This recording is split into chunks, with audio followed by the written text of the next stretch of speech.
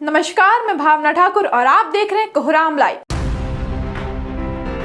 CM Hemant Soren से आज trainee IPS पदाधिकारियों ने शिष्टाचार भेंट की। इन पदाधिकारियों में 2020 बैच के कुमार शिवाशीष एवं 2021 बैच के राकेश सिंह, पारस राणा और ऋत्विक श्रीवास्तव शामिल थे। इन्होंने सीएम को परिचय देने के साथ ट्रेनिंग के अनुभवों को साझा किया। सीएम हेमंत सोरेन ने इन सभी को उज्जवल भविष्य की शुभकामनाएं दी। मुख्यमंत्री ने उम्मीद जताते हुए कहा कि प्रशिक्षण के बाद आप सभी एक बेहतर पुलिस पदाधिकारी के रूप में अपने दायित्वों का पूरा ईमानदारी और निष्ठा से निर्वहन करेंगे।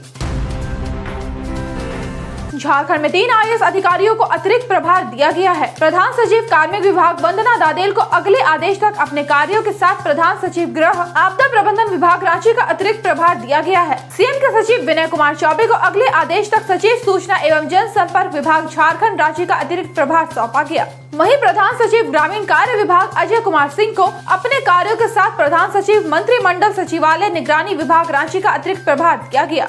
इस संबंध में कार्मिक प्रशासनिक सुधार राजभाषा विभाग ने अधिसूचना जारी कर दी है।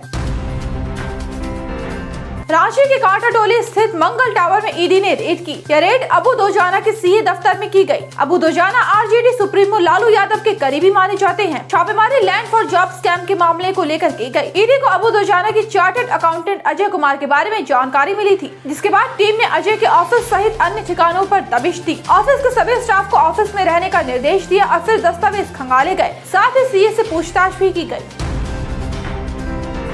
होली की शाम हजारीबाग के पद्मा में बवाल करने के इल्जाम में 7 संदेही गुनहगारों को धर लिया गया। इनके पास से 6 बाइक, 4 ट्रैक्टर, 3 4 पहिया वाहन, तलवार, फरसा, लाठी डंडा, 3 देसी बम, 2 देसी कट्टा और विस्फोटक सामग्री जब्त किए गए हैं। पुलिस ने मीडिया को बताया कि बीते बुधवार की शाम 2 पक्षों में जमकर लाठी डंडे चले थे। खूब पत्थरबाजी भी की गई। बवाल रोकने गई पुलिस पर भी हमला किया गया था। 5 पुलिसकर्मी जख्मी हो गए थे। इसके बाद पुलिस एक्शन मोड में आई और हालात पर काबू किया। रेड कर 7 को धर लिया गया। अन्य की तलाश जारी है।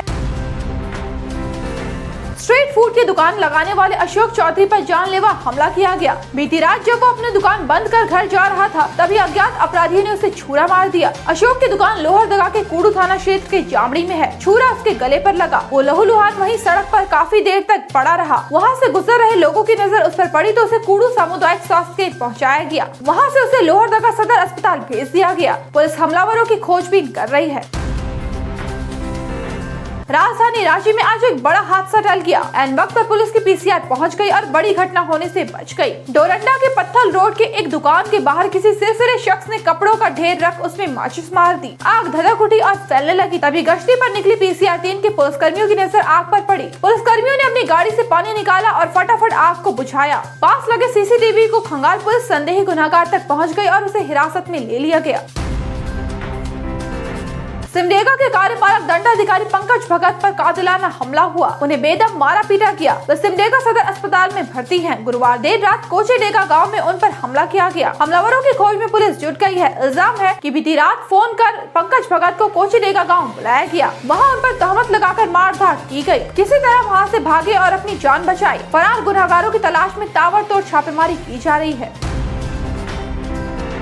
इन्फ्लुएंजा वायरस H3N2 से भारत में पहली मौत की पुष्टि सरकार ने कर दी। इस वायरस से कर्नाटक के हासन में एक शख्स की जान चली गई। मृतक की पहचान एच गोड़ा के तौर पर हुई है। वो 82 साल के थे। उन्हें 24 फरवरी को अस्पताल में एडमिट कराया गया था। 1 मार्च को उनकी मौत हो गई। इसके बाद उनके सैंपल टेस्टिंग के लिए भेजे गए थे। 6 मार्च को आई रिपोर्ट में H3N2 की पुष्टि हुई। मरीज की मौत के बाद सरकार अलर्ट मोड में आ गयी।